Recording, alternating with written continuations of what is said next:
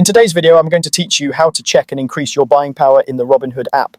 Buying power is the amount of money you have available to place new trades. It's the number that determines what you can buy right now, and understanding it helps you avoid failed orders or unexpected holds.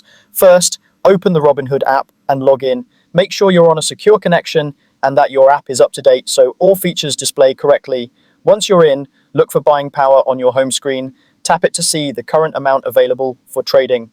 This screen gives you a quick snapshot of what you can deploy immediately, and it's the best place to confirm whether funds are ready to use before you place an order. There are two main ways to increase your buying power. The first is to deposit funds into your Robinhood account from a linked bank account or debit card. If you haven't linked a funding source yet, the app will guide you through that process. After you initiate a deposit, some or all of those funds may be available right away, depending on your account status and deposit method, while the remainder may clear after a short processing period. If you see a portion marked as pending, that's normal, just check back as it updates. The second way is to close existing positions to free up cash or unsettled funds from recent trades.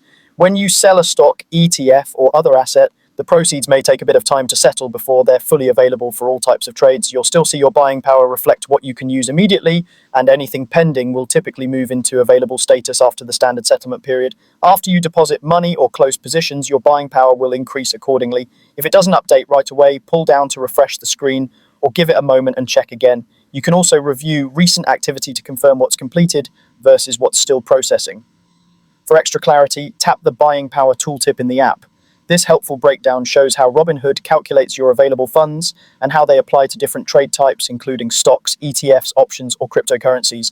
It also clarifies what portion is settled, what's pending, and any limits tied to specific assets. That's it. Check your buying power, add funds, or free up cash if needed, and use the tooltip to understand exactly what you can trade today.